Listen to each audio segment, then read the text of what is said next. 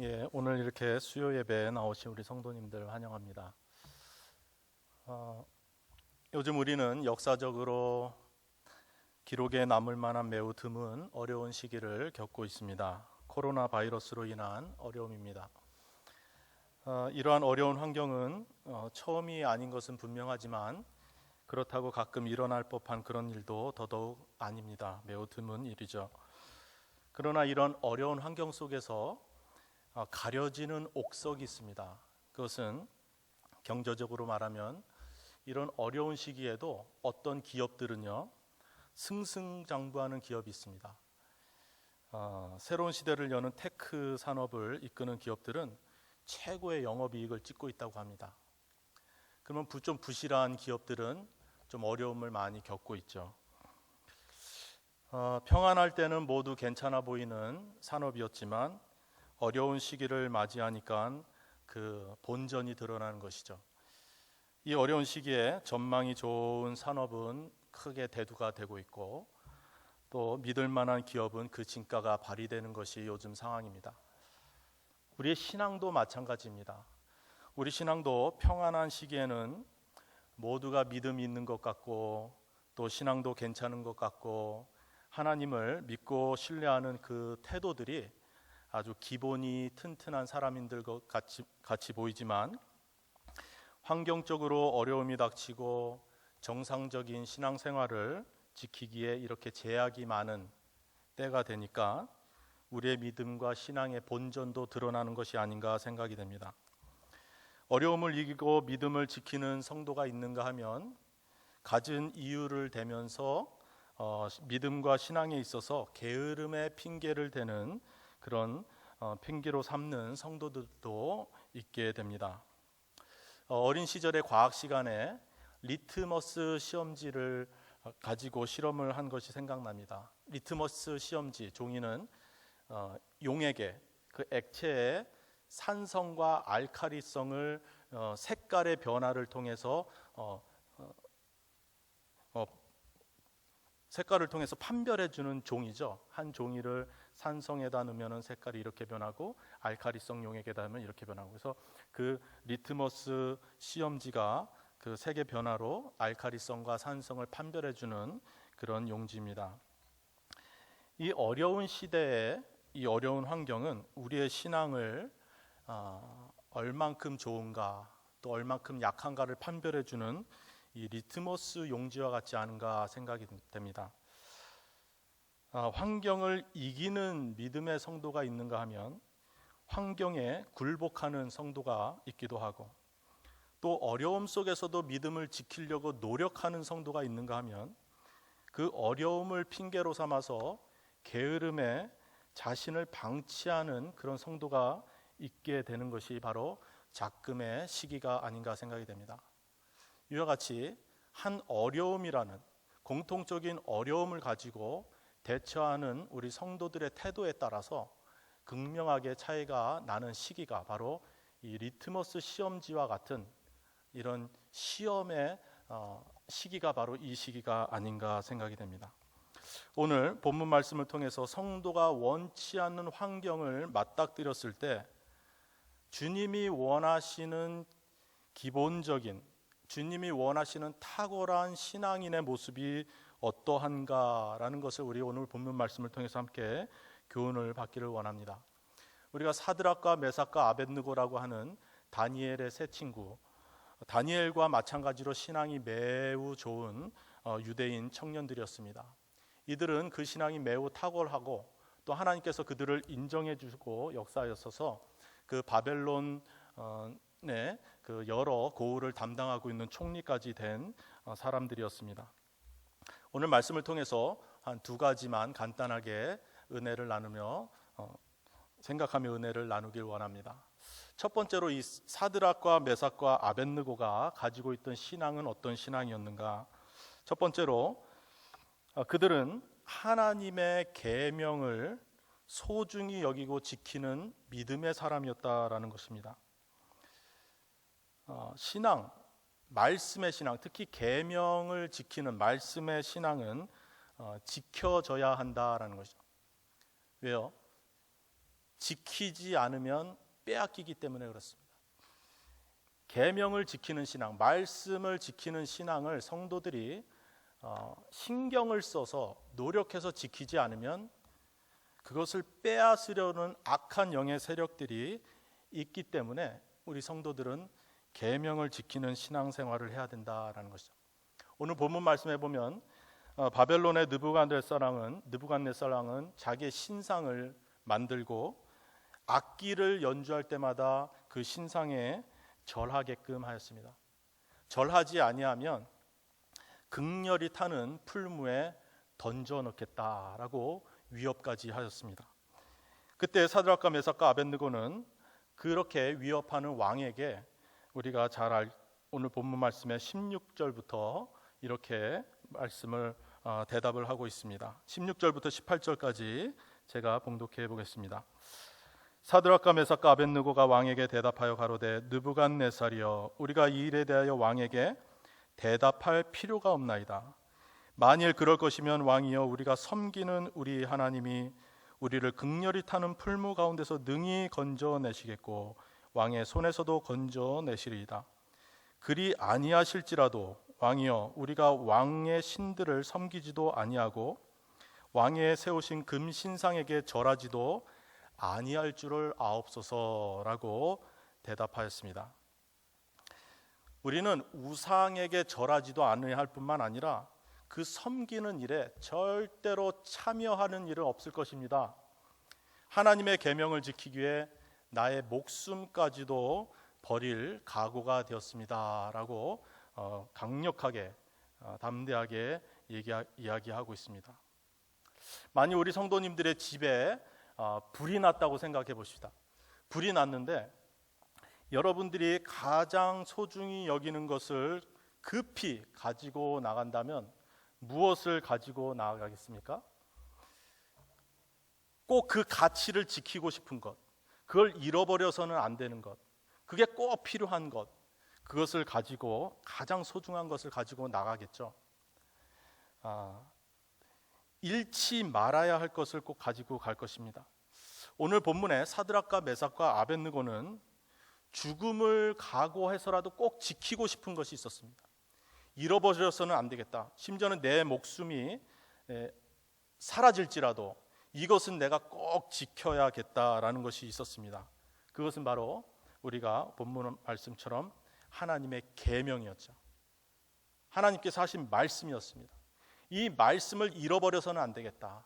심지어는 내 목숨이 사라질지언정 하나님께서 말씀하신 이 계명은 내가 양보할 수 없다라는 것입니다. 이 계명은 특별히 하나님께서 말씀하신 10계명 중에 1계명과 2계명입니다.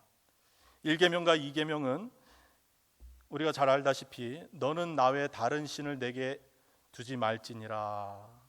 2계명은 너를 위하여 새긴 우상을 만들지 말고 그것을 섬기지 말고 절하지 말아라.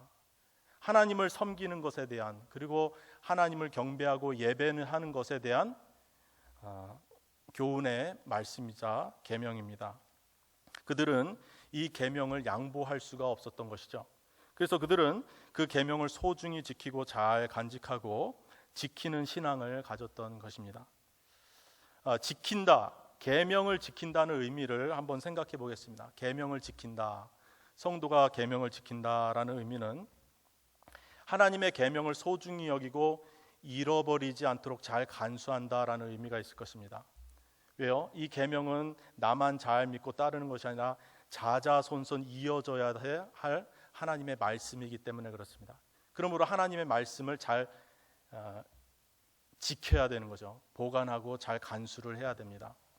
더불어서 하나님의 계명을 지킨다라는 것은 내가 행함으로, 순종함으로 따른다라는 의미가 있을 것입니다.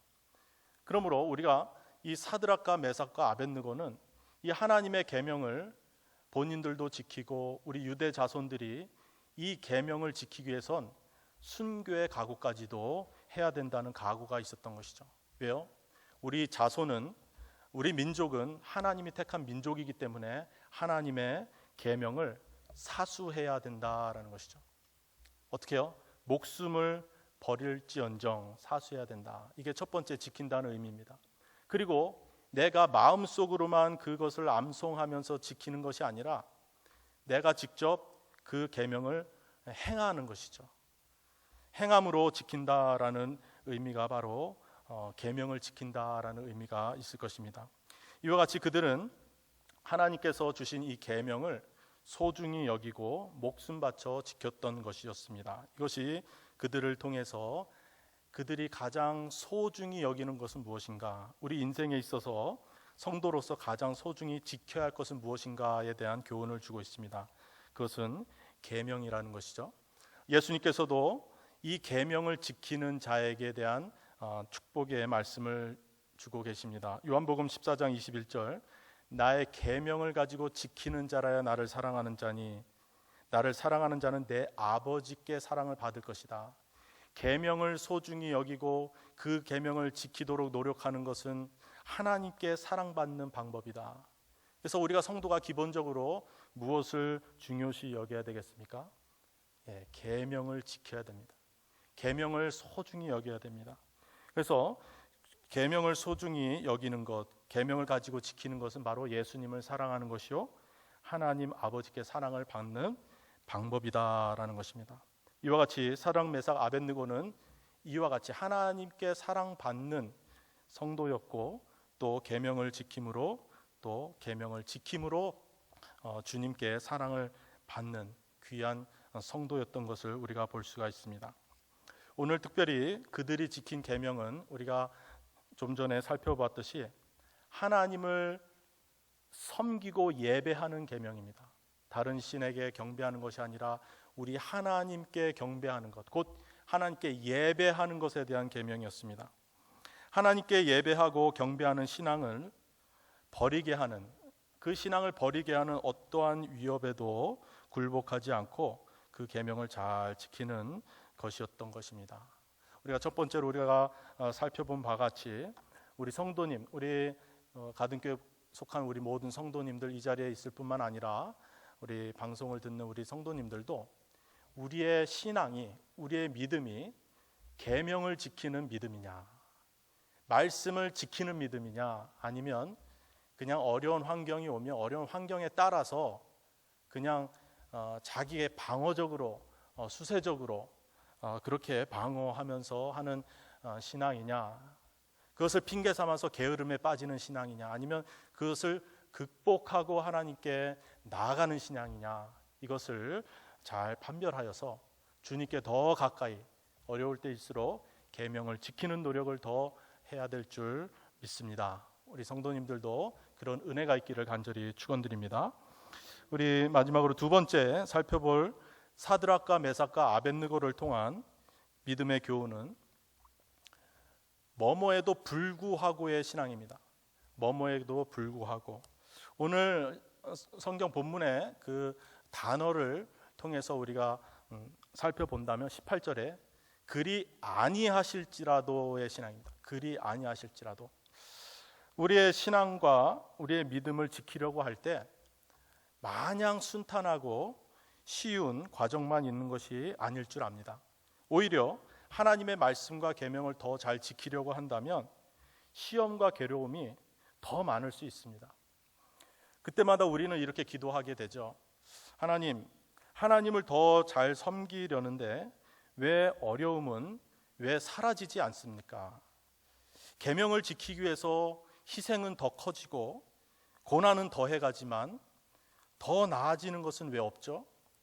하고 하나님께 반문할 수 있습니다. 또한 때로는 너무 괴로워서 하나님께 하소연하기도 합니다.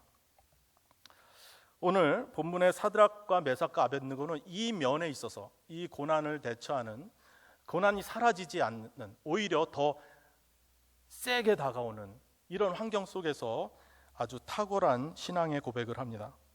하나님의 말씀과 계명을 지키려는 그들의 이유는 순탄한 길만을 하나님께서 약속했기 때문에 지키는 신앙이 아니었습니다. 하나님을 향한 믿음과 신뢰를 지키려고 했던 그들의 이유는 이것을 내가 지킴으로 해서 성공이 보장되고 이것을 잘 지킴으로 해서 내 길이 평탄할 것이라고 예상해서 그 길로 계명을 지키고 하나님 말씀을 지키려고 했던 것이 아니라는 것입니다. 왜 그럼 그들은 신앙을 지키고 믿음을 지키려고 하였는가? 그것은 하나님의 말씀이셨기 때문입니다. 하나님께서 그렇게 하라고 하셨기 때문에, 단순히 그 이유 때문에 하려고 했던 것이죠. 왜요? 우리 하나님은 하나님이시기 때문에 그렇습니다. 우리 하나님은 유일하신 하나님이시기 때문에, 그분이 하신 말씀이기 때문에 순종한 것이지, 이것을 행함으로 복이 되고 이것을 행함으로 내가 평탄한 길을 가게 되고 내가 이렇게 함으로써 내가 복이 얻어지는 것을 전제로 해서 하나님의 말씀에 순종했다라는 것이 아니라는 것이죠. 우리가 하나님의 말씀을 순종할 때 어떤 태도로 순종해야 하는가에 대한 물음입니다. 우리는 하나님의 말씀과 계명을 순종할 때 하나님의 말씀이기 때문에 순종해야 될 줄 믿습니다. 왜요? 우리 하나님은 하나님이시기 때문에 그렇습니다. 우리 하나님은 전능하신 분이시기 때문에 그렇습니다. 이유가 필요 없는 것이죠. 우리 하나님의 계명을 사랑하고 하나님 말씀을 사랑하는 이유는 우리 하나님이 하나님 되시기 때문에 그렇습니다. 그분이 주시는 어떠한 달콤한 보상, 그것을 바라고 우리가 계명을 지키는 것이 아니라는 것이죠. 이 사드락과 메삭과 아벳느고는 그 신앙을 가졌던 것입니다. 그러므로 그들은 나의 생명 되신 하나님께서 나를 구원하실 것이다 라는 믿음이 있었습니다. 그러나 혹시 하나님께서 이 불 가운데서 구원하지 아니하실지라도 나는 그 계명을 지키기 위해서 기꺼이 불 가운데 던짐을 받을 것이다 라는 신앙을 가졌던 것이죠. 왜요? 그들은 육체보다 그들의 영혼을 지키시는 하나님을 더 귀하게 여기는 믿음을 가졌기 때문입니다. 우리가 마태복음 10장 28절에 예수님께서 말씀하신 바와 같이 몸은 죽여도 영혼을 능히 죽이지 못하는 자들을 두려워하지 말고 오직 몸과 영혼을 능히 지옥에 멸하시는 자를 두려워하라 라는 예수님의 말씀처럼 그들은 이와 같이 영혼을 구원하시는 우리 하나님의 믿는 참된 올바른 신앙을 가졌던 것입니다. 우린 때로는 조건부 신앙에 빠질 위험이 있습니다. 신앙생활을 하는데 조건을 거는 것이죠. 마치 부모가 자녀들에게 마땅히 행해야 할 바를 가르칠 때 사탕을 주고 캔디를 주고 초콜릿을 주고 이렇게 하면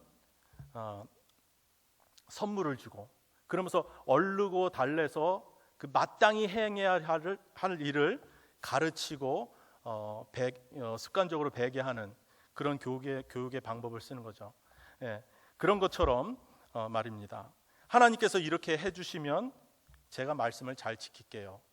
혹은 하나님께서 이렇게 하라고 했으니까 내가 이렇게 신앙생활 잘 했으니까 이 정도는 해줘야 되지 않습니까? 라고 우리가 마땅히 행해야 하는 하나님의 말씀에 순종함으로 보상을 요구하는 것이죠.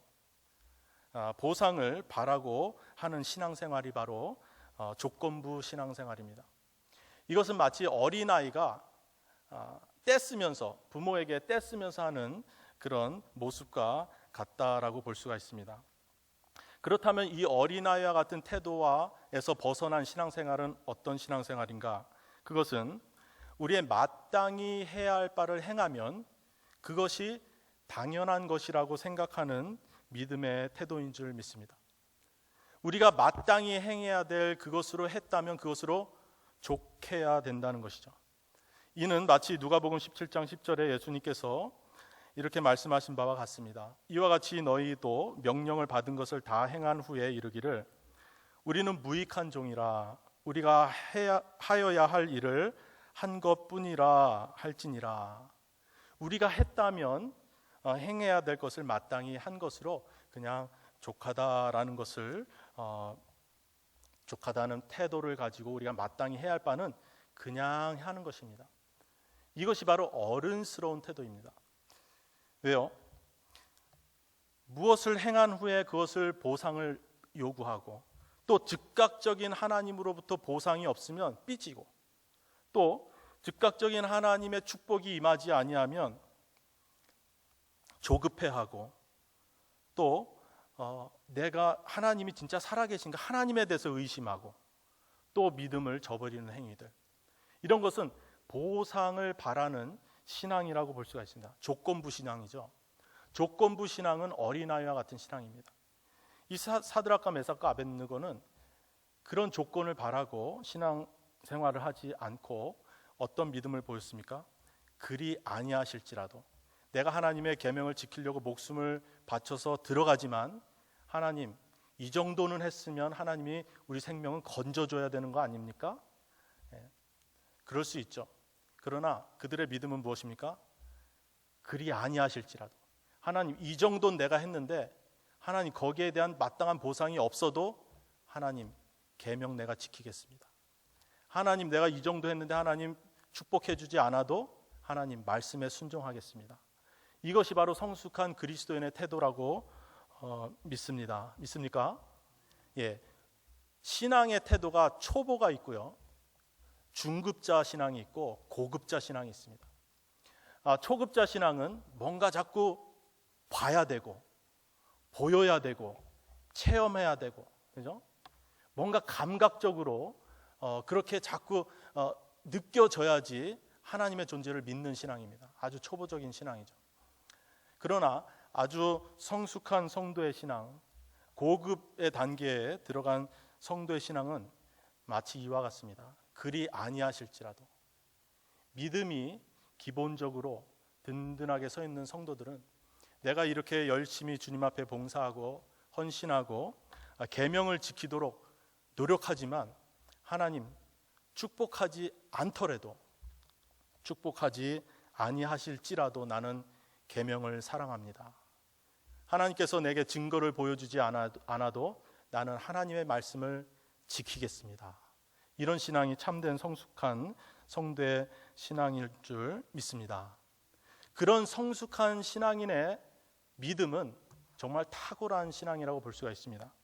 그래서 그런 성도를 하나님께서 얼마나 대견스러워 하실까라는 생각을 해봅니다. 정말 믿음이 많이 성장했구나, 더 이상 어린 신자가 아니구나, 그죠? 아주 작은 어린 성도들에게도 정말 믿음의 본을 보일 만한 성숙한 성도로 잘 성장했구나라는 하나님의 흐뭇한 미소가 띄어줄 줄 믿습니다. 우리 성도들의 신앙이 어느 정도까지 자라야 되는가를 보여주는 것이죠. 그래서 오늘 말씀을 마치도록 하겠습니다. 이 사드락과 메삭과 아벳느고의 신앙은 어떤 신앙이었습니까?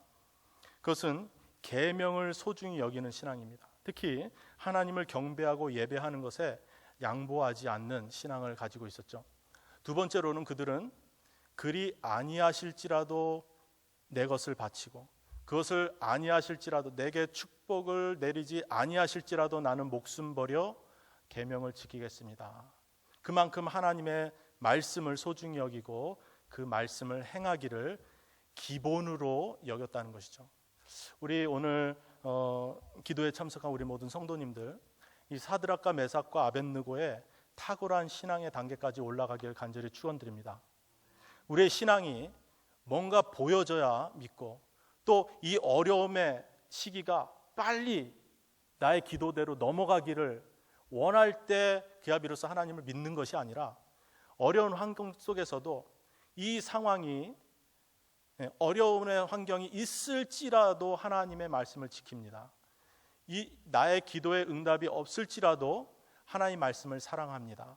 주님을 사랑합니다라는 고백이 정말 참된, 주님이 원하시는 참된 믿음의 고백인 줄 믿습니다. 이와 같이 우리 모든 성도님들이 정말 탁월한 믿음, 탁월한 신앙으로 우리가 주님 앞에 보임으로, 또 주님께서 주님의 때는 다 정한 때가 있다고 말씀하셨죠.